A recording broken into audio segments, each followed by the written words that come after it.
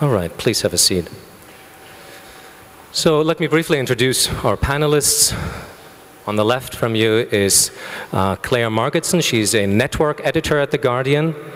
There is Tanya Cordrey, who is the Director of Digital Development, running a team of 150 digital developers. That's The Guardian. Then there's Paul Lewis, Special Projects Editor, who ran some of the most astounding projects of open journalism he will tell you about. And there is Joanna, who is a digital development editor at The Guardian. And we'll begin with Clare, who hopefully can give us a brief outline so that we have an understanding of how big The Guardian is, how it works. Can you tell us how many editors, first of all, work at The Guardian? Wow, I hadn't prepared that one. How many editors? We seem to have a huge amount of editors. I heard a figure around 600. I wasn't sure if that's still correct. Oh, I see, of journalists. Journalists, excuse me. Yes, that's right. Sorry, I was trying to distinguish editors from writers. No, I'm sorry. Yes, no, about 600. And traditionally, we've moved from a very separate web operation and print operation, and we fused those about 4 years ago in news. And we're now just beginning the process of fusing those two operations in features. Are there still reporters or editors, journalists, who work print only or online only at The Guardian? There is nobody who works print only, I don't think, anymore, because what you're producing is content, and all our content goes online. There are some people who work for the web, and that doesn't always get into the paper. But no, everyone is mixed now. And can you tell us just a little bit about how you manage this rapid culture change at The Guardian, being once a very traditional newspaper, now being a spearhead of digital innovation around the world? Well, when I was on the news desk 10 years ago, it seemed like a completely different place, and one of our best reporters would sit smoking a pipe in a corner and would try not even to type. He would go out on his story and call in our copy editor, our copy takers, and dictate his story down the phone. And that seems a world away from where we are now, where even our much older reporters and feature writers can go out and blog and take little bits of video and do audio and do that all themselves. I mean, still there are some who need help, and some for whom Facebook is still quite a scary thing to use in their work, but it's very nice the way that it's quite collaborative, and you find that the younger reporters on a bank of desk will help out the older ones. I'm sure you probably know where you are too, on the technological side. Paul, you have been instrumental in the Ian Tomlinson story, the Jimmy Mubenga story. You're now also working on tracking the trackers, all issues, examples of open journalism. Can you briefly recap the Ian Tomlinson story for us, because it's such a great example? Sure. Is this microphone working? Yes. Yes. Ian Tomlinson was a newspaper seller who died at some protests at the G20 summit 3 years ago, and it began like all of these news stories often do, with an official version of events which was highly skeptical, and that was that he had died of a heart attack and that there were no suspicious circumstances around his death. But having been at the protest and seen the clashes between police and protesters, we thought there was a good chance that this newspaper seller may have himself been involved in an altercation.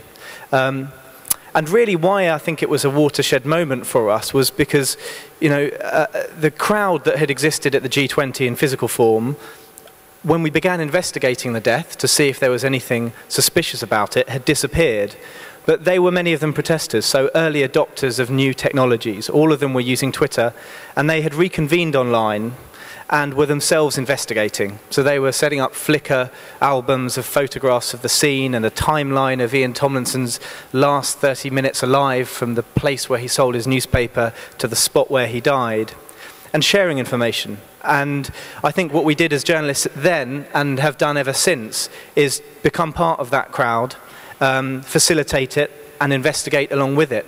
And it culminated with us obtaining a piece of video footage which was shot by an investment fund manager from New York who was over in London on business, and he captured the moment that Ian Tomlinson was attacked by a police officer. And in fact, that police officer, a guy called PC Simon Harwood, goes on trial in 2 weeks for Ian Tomlinson's manslaughter. Can you give me a brief definition, if there is one, for what open journalism is? Well, I mean, I think we're in a process of kind of discovery at the moment. And you asked before how you instigate that cultural change. And I think a real key element has to be the editor, really. And Alan Rusbridger has been pioneering for, decades now. And I think the way he would describe the concept of open news is actually accepting that we don't know everything. And in fact, if we engage with our audience in a different way, we have a lot to gain from them, that on a whole range of topics, not just these types of investigations, but everything from theatre review to fashion to sport. The people who we're so used to just imparting knowledge to have a lot of information and contribution they can make to us. So by, if you like, opening our doors and being honest with our readers about what we don't know as well as what we do know, there are real dividends to reap. The Guardian is experimenting with an open news desk, giving its news list away, something that competitors would have paid money for, I guess, a few years ago, knowing in advance what a competitor like The Guardian is planning today. Who could tell me a little bit more about the experiences of this project so far? Did it actually lead to better stories? It's led to some really interesting things. At first, there was a little bit of teasing that went on. Why would we want to share our news lists with our competitors? And would it just be the news desk of The Independent and The Times who would be reading it? Well, it turned out it was a bit broader than that. And I think it was really important, significant. It was a symbolic thing that we were going to share what our opinion of what the news should look like that day. Now, that's not to say that we were going to put up on our news list an exclusive that would have be given to someone else, but it then became very useful in a blog to be able to say, look, this is what we're doing, can you help us? And we used it we had a news desk blog, and we got a lot of case studies, which then became stories, some of them front page in themselves. And for instance, when one day we had the NHS, there was a particular piece of legislation going through Parliament, and a couple of readers were outraged that was sort of 4th or 5th down our list. And soon after that, we started, well, the very next day, we started our NHS live blog, and it became one of our most popular live blogs. So it's a good way of responding to readers. Joanna, in our brief telephone conversation before this panel, I asked, do you think that in 10 years from now, there will still be a need for digital development editors? And you said, I hope not, which surprised me. How did you come to that? Well, predominantly my role is to help the newsroom find processes and tools to put in place that actually make it easier for journalists to be able to embrace open journalism as we see it. There is a large part of that that is also then showing people what the benefits of those sorts of tools and processes could be. And that's the large part, I think, I'd like to hope that in the future is something that every journalist would play a role in and would start to understand and would have an interesting curiosity in how they can connect with readers in meaningful ways that helps them with their stories.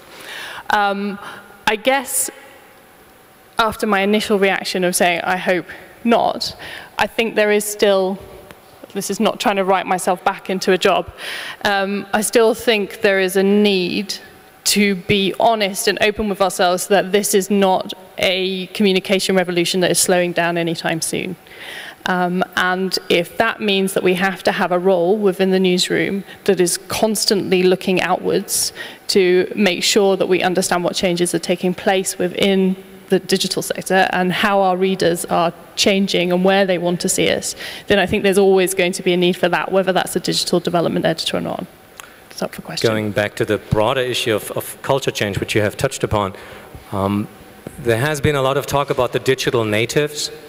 And my experience and the experience of many other fellow chief editors in Germany, in German online media, is that the hope that all you had to do was recruit young editors and they would be tech savvy and interested in all the issues you mentioned did not really pan out.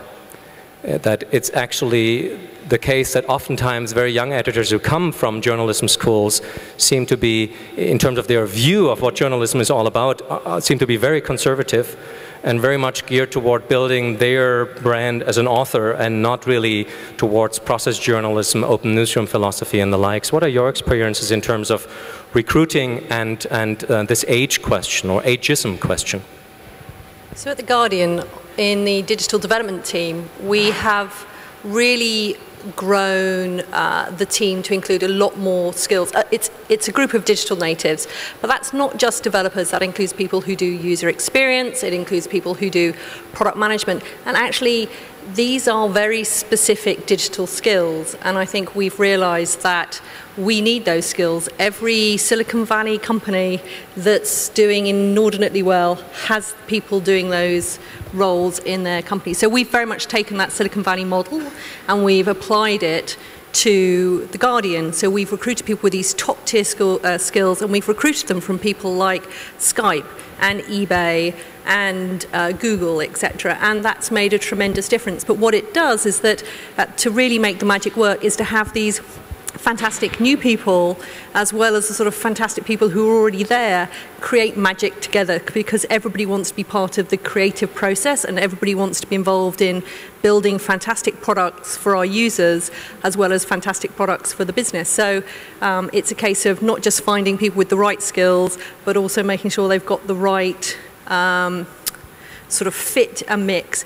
We're incredibly lucky, because I would say that you know, we're never going to be the best players on the block, but we find very, very fantastic, talented individuals who are really drawn and want to work in news.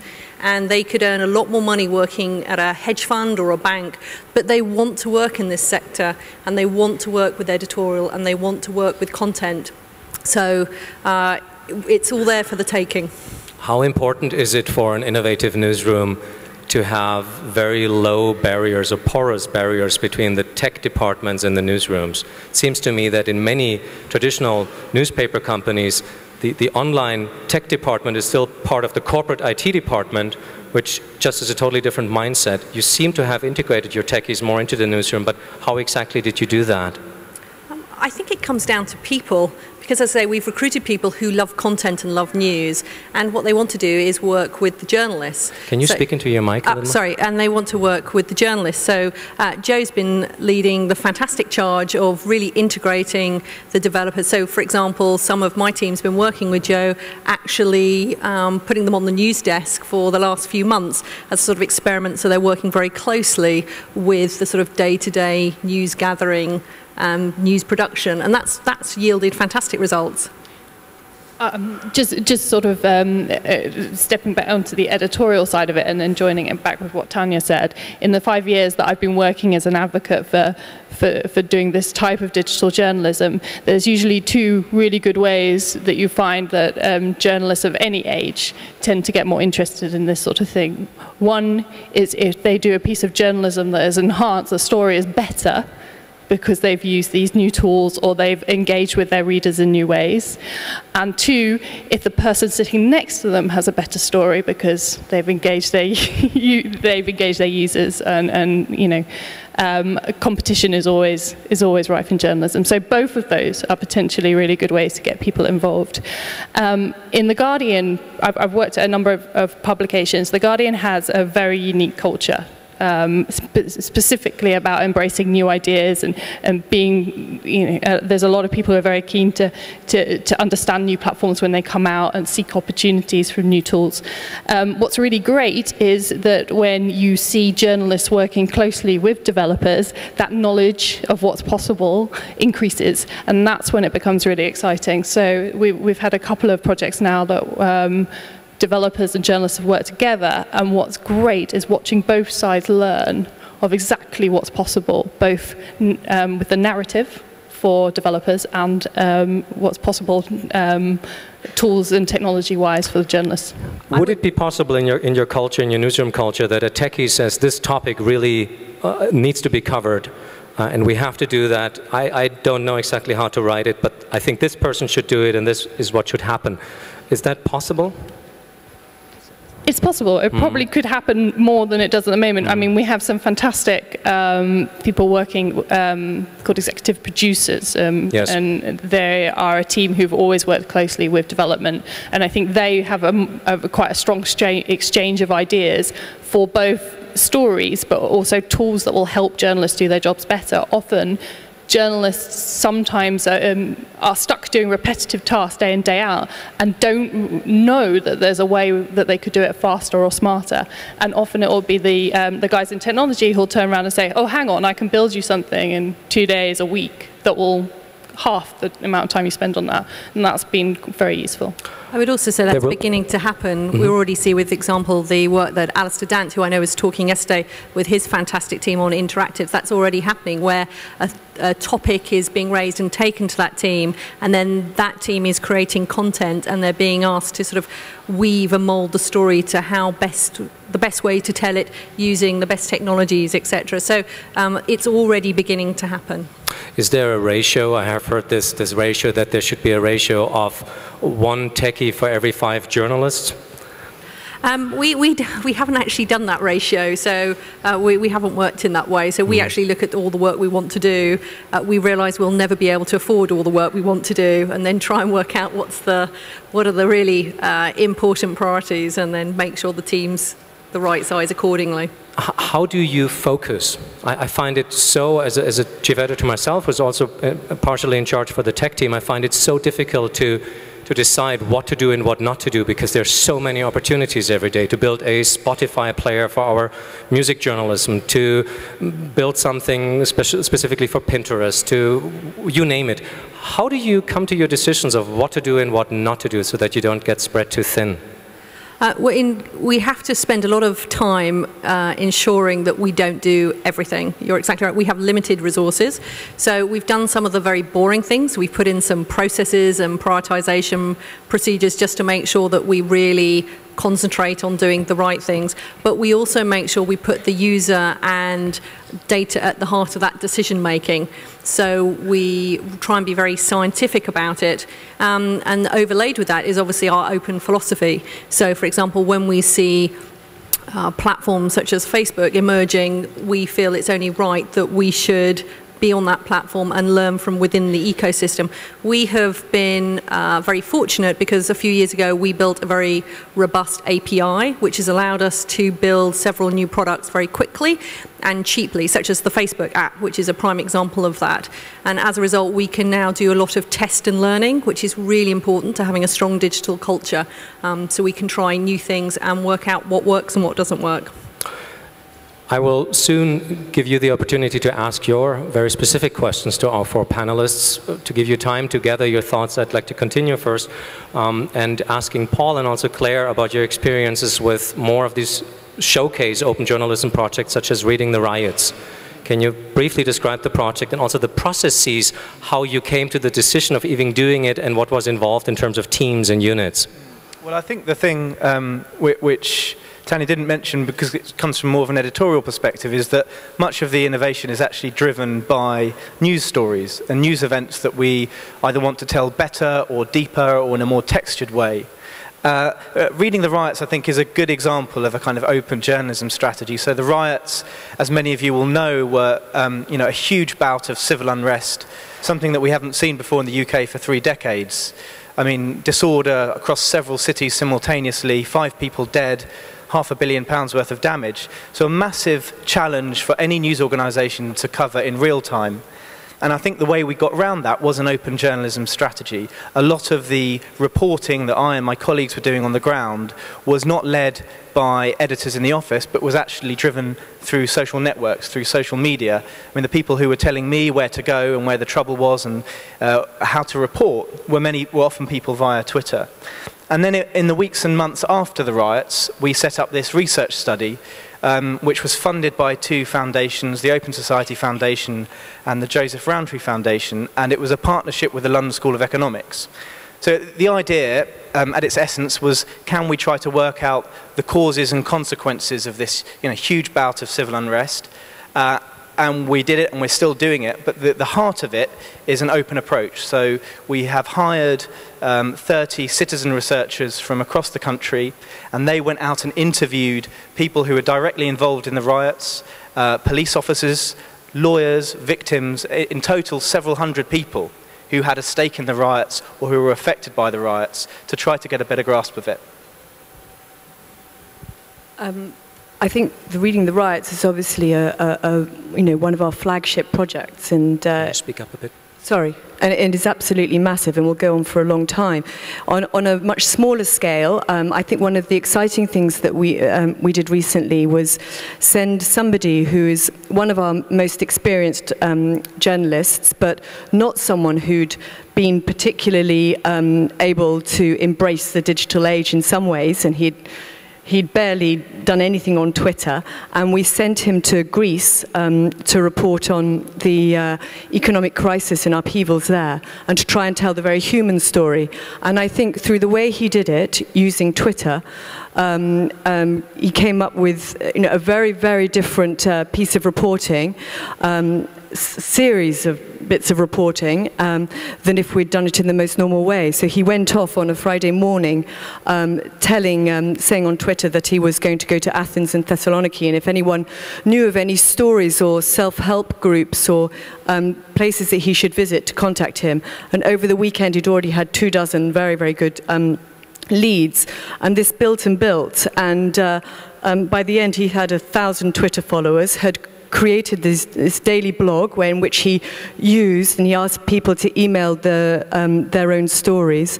And so every day we had 2 to 6 readers' stories. There were incredible blog conversations going on, with high-level economists, the head of Médecins Sans Frontières, all sorts of different things. And it was all used really powered through Twitter. So this sort of twit trip, we have now started to use again, and I think is very exciting too. And I assume it's not, but open journalism is so much in collaborative journalism, like what you did around the MEP's expense scandal, and somehow almost bypassed the Telegraph, who started this story, which I thought was tactically also really clever. But is that limited to online journalism, or are these actually methods that could just as well benefit print publications? Well, obviously you'll see the result in print anyway as well, because John Henley in this case, as Paul has, written great screeds for the paper as well. So I mean, you see the benefits in print. But some of our most open collaborative journalism started, many years ago. 20 years ago, we started one of our most successful columns in our feature section called Notes and Queries, which is merely the readers writing in with questions that they've always want answered, such as last week I think we had, why is the Earth not getting bigger with all the sediment that is acquired? And drawing on the huge expertise and knowledge of our readers, we had amazing geologists come back with replies, and they answer their own questions. And this changes week after week. And I think this week we had somebody said, why has Britain never had a revolution? Very interesting political historians came back with why, Britain has been relatively democratic, and there was very nuanced responses. And then you always get the witty ones as well, who say, well, it's all down to the weather, it's always so changeable and bad, it's grin and bear it, and that applies to our politics as well. So this is a wonderful example of open journalism, really, that has been going on for 20 years, and it's started in print. One quick follow-up, and this gentleman over there needs a microphone. At Zeit Online, we have this rule that whenever an editor goes abroad, she or he has to announce his journey or her journey on Facebook with a brief video at her desk saying, I'm going to Japan, Fukushima is my topic, this is what I want to cover, this is what I'm still not clear about, what are your ideas? And many often we get wonderful input from Facebook friends in Japan we were not even aware of, but there are also always a few readers who say, you lazy journalists, don't you even know anymore how to do your own research, or you're giving away the authority of your brand, how can you do that? You're supposed to know what you're doing. Do you still have this sentiment coming from a part of your readers, or are you beyond that already in your change? Well, I think that will always exist, but actually it's changing in the same way as journalists, and it's, you know, by no means at all just journalists at The Guardian. I mean, whenever I come to conferences like this, struck by the amazing innovations that sometimes quite small news organisations doing things that, quite frankly, we should be doing. But journalism is changing so much, but so are the consumers, I think. And that mindset, which is we don't want to help you, we're not interested, we don't see journalism as a collaborative initiative, I think is degrading over time. And crucially, when people see that by building a different form of engagement with the journalist, they receive a different kind of journalistic product as a result, I think they like that, and I think that will encourage more involvement. Joanna, quickly? Just quickly, you know, obviously Alan couldn't be here today because of the Leveson inquiry. I think there is, you know, no doubt in the UK a crisis of trust with the media, and I think we have found that feedback is that by being open in this way, actually we're rebuilding that trust. So while there's always the people who are who would, you know, criticize us and say you're asking people to do your job for you, there are many others who say actually you're showing us that you're doing your job properly. Builds trust in the end. Please, thank you for your patience. Jonathan Marks from the Netherlands. How important is audio and video to your digital strategy? Well, I can start with that. It's very important. So we're very conscious that stories are not told just by text. So audio and video, there's a lot of work underway to look at how we can weave those and pictures, etc., much more into our journalism. Sorry, one thing I'd add to that is obviously the experience with the Facebook app in recent months. We've realized that video particularly is obviously a fantastic viral quality to it. So, you know, obviously that's really of interest to us.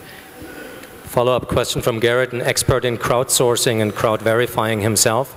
Thank you. So yeah, Garrett Goodman from Citizen Side. I tweeted out actually something that you said, Claire, about how there's nobody at The Guardian who works just for print. And there was an interesting conversation that came after that. This question is actually for you, Mr. Blau. I know that at your operation, the print and online, well, journalism is very separate. And you made a very good case for that at the last conference where I saw you speak. So I thought it'd be interesting to have you share just briefly why that is for your operation.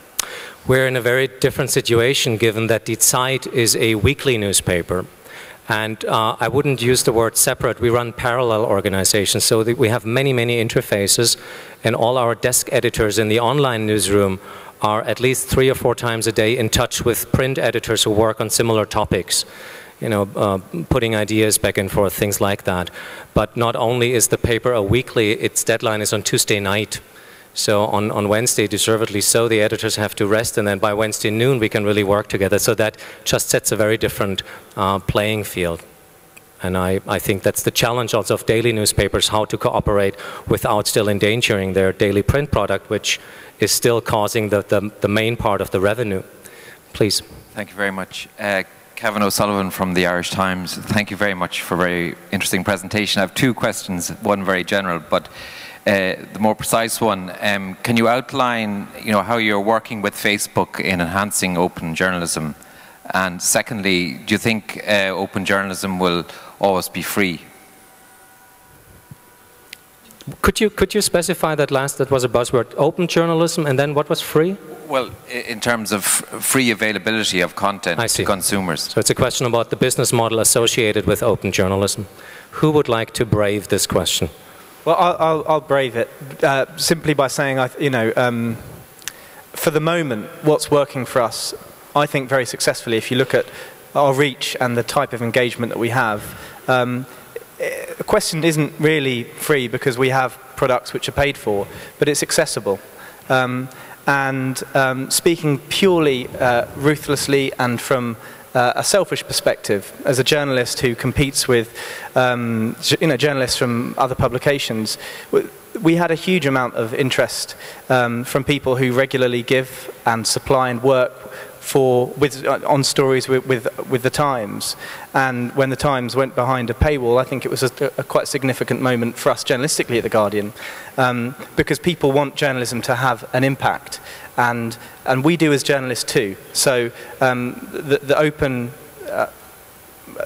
philosophy married with journalism which is accessible and anybody can engage with around the world. I mean, I find it really thrilling, in fact, when I look at some of the figures of people who read, our own, stories that I work on. And I think, the project that we ran into the riots has been read by millions of people, but around the world. And it's important, I think, that those people have access to that journalism because, it has a function. It's important. Tanya, you are also working on the different apps projects. Can you, even though you're not technically from the business side, I'm sure you're involved in the strategic discussions around why to do which app. Can you briefly give us an overview over the revenue strategy of which apps cost money and what is for free on mobile and tablet devices? So we obviously do a lot of work on apps at the moment, and there's a blended model. So what we look for is, first and foremost, it's really important that our core journalism is on the big platforms, so whether that be the iPhone or Android, etc. But what we also do is we are doing a selection of very specialist apps. So there are certain topics or certain things that we do that are hugely valuable to people, and they are valuable to have them on the go. So crosswords is a prime example of that. So with some things like that we charge, some things we don't. And sometimes that's often very much dictated by the maturity of the marketplace. So for our iPhone app at the moment we charge, but we don't for our Android app at the moment because Google doesn't support that. That may well change as Google starts building in the payment infrastructure into its Android marketplace. Delving a little further even in the business questions, I took the time to attend several journalism conferences this spring and summer. And what worried me is that it is this new sport amongst chief editors to compare their percentage of mobile traffic. And it's this indicator of look how dynamic we are, look how innovative we are, and obviously our mobile presence seems to work. Some, like in Switzerland, 20 Minutes now enjoys 40% mobile traffic. Aftenbladet recently presented that in 2 years from now they will have more mobile traffic than desktop traffic. Yet, at least in Germany, and I'm sure that's true for many other markets, the mobile ad market is comparatively tiny. The online ad market is, I think, 3.6 billion euros, and the mobile ad market display is 40 million, which divided by the many players boils down to nothing. Is that something that scares you? I think it's going to be a very big challenge for all publishers over the coming year or two. So Mary Meeker, who, based in Silicon Valley, does her annual deck of internet trends. I would recommend it's essential reading for anybody if you haven't seen it. And again, yesterday that highlighted, for me, one of the key slides was showing the basically the revenue in media consumption and the reach, and you see the massive disparity around mobile, and there is still a disparity around the internet. What it shows is the massive, it's the opposite for print. So I think that they show the figures are, if I remember off the top of my head, in terms of media revenues based on the US, 25% revenues are for print, even though it's now 7% reach, and with mobile it's 10% reach but only 1% revenue. The thing is, the yields are much smaller for mobile, so I think as we all see and all want to be part of that mobile transformation, it will undoubtedly put a lot of pressure on yields, and that's going to be sort of tough as we all sort of work our way through the implications of that. Coming back to the original topic of open journalism, how does this touch mobile? While there is the business risk of an increasingly growing mobile audience, you would think that in terms of verifying user-generated content, it helps. You have geolocation, you might have identifiers via SMS. What are some of the other opportunities that arise from a large and growing mobile readership that you can see at this point? Joanna, Paul, if you might want to add in.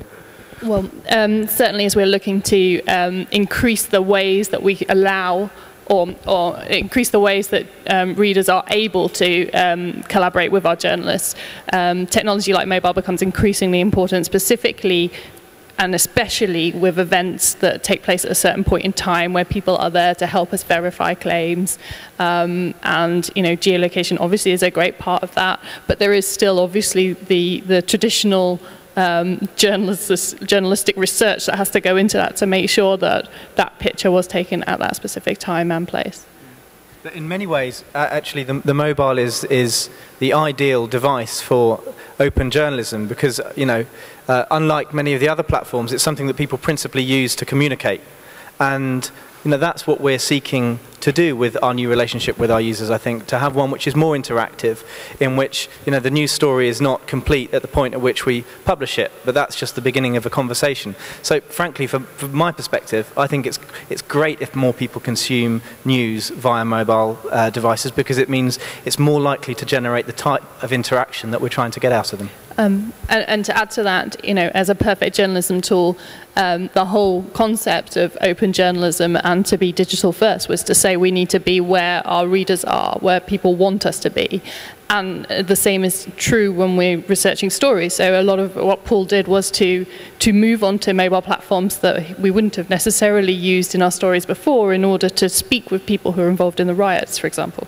I mean, the mobile phone for many of our reporters is the main, if not the kind of the principal, if not the only tool for reporting. It's the device through which they may file their stories, speak to editors, report via Twitter, and we're entering a world in which it could soon become the principal way in which that news is consumed as well. So from phone to phone is, I think, a fascinating transition, but one that we hope we can exploit really. The other thing I'm just going to add on mobile, I think for us we're very excited about it allows us to have a much more enduring and durable relationship with our users and our readers, because now they are coming to us for different types of content several times during the day. So when you're on the move, going to work, you want the headlines from your phone. When you're probably sitting at your desk at work, you're looking at the desktop, and then you want to sort of see what the desktop browser's telling you around the latest news. We're seeing our Facebook app. So somewhere in the middle of the afternoon, that's where traffic peaks. And then obviously towards the end of the day in the evening, that's when we're finding that people are on their tablets, and that's when they want to be engaging in much more sort of analytical and understanding type of behavior. So whereas before with the newspaper, there was probably the single touch point in the morning. There might be one if you brought it home with you over tea and you might refer to it again. Now we've got multiple touch points, and the context for each touch point is very different, and that's very exciting both for us in terms of our core journalism, but it's very exciting potentially commercially too. Quite what we do with that, we're still working through it, but we think that's an exciting thing for us to explore. There's one last question from the audience, and then in closing, just to forewarn you, I'd like to know from each of you which advice, and I know your newsroom culture is a very humble one and you don't give advice if not being asked for, but which advice would you give most especially smaller newsrooms in how to embrace and nourish this more open culture towards open journalism and collaborative journalism? But first, this gentleman has a question. Mohammed Al-Harthi, I just want to ask, in the business model, the digital side, how much represent for the total revenue of The Guardian? And does it come from ads or sponsorship or special operation? So our revenue at the moment, the digital revenue is still a smaller percentage than print, but it's growing very quickly. It is a blend at the moment because we obviously have things like display revenue, but we also have revenues from our associated businesses. So for example, we have a very, very successful dating site and we have a very, very successful recruitment site. Both of those have made a brilliant transition from print to digital products. We're also very much growing revenues quite quickly from B2B publishing at the moment. So we're finding that The Guardian has very, very strong reach in lots of specialist professions, sustainability, media, public sector, technology. They're all good examples, and what we're doing is we're really building out our offering in those areas too, which is generating new revenues. Thank you. So in closing, maybe we start with Clare. Each of you from your specific field you're working in at The Guardian, which advice or summary also of your last years at The Guardian could you share with us that might apply also to organizations that are much smaller? Well, I was going on advice, and I think that the best advice I would say is to be very nice to the readers. Because in the old days, if you had readers who were complaining about the way you were approaching a story or what you had published, it may be that, you know, a phone call would end up with someone slamming the phone down, and it's different now. And as soon as you engage properly and have a conversation with those readers who are going to help you, who are going to be able to tell you things, and you're going to be able to collaborate with them, it'll be a more constructive relationship. So be kind and nice to them. Tanya? I would say my piece of advice would be really embrace the spirit of test and learn. We are trying to do experiments every day on different things, and they don't have to be big, expensive new products. They can be small changes to the website. They can just be trying things differently, but just really building in that innovative and testing spirit really excites and encourages people. So, and obviously hand in hand is a sort of love of data. So get those two things working together and magic can happen. Paul? Well, I meant what I said before, that I think we have a lot to learn from some of those other news organisations too. And I mean, the one thing that it's not advice, but I think has been a realisation in our newsroom is that although, you know, if you think of the industry, there are fewer and fewer, you know, paid journalists certainly working for print news organisations. There are, conversely, it's a paradox, more and more people doing journalism, and they have the tools to do it, to publish it, and increasingly the skills as well. And that's a huge resource that any news organisation can tap into. And I think we've found that hugely useful to us and will continue to in the future. For anyone who's working on internal change and process change, it's so easy to become very internal looking and to become focused on internal structures and politics. And I think the one big bit of advice I would have is to keep looking outwards, particularly in the case where you find a new piece of technology and you're not quite sure why it would be useful to you. Invariably someone else on the internet will have already figured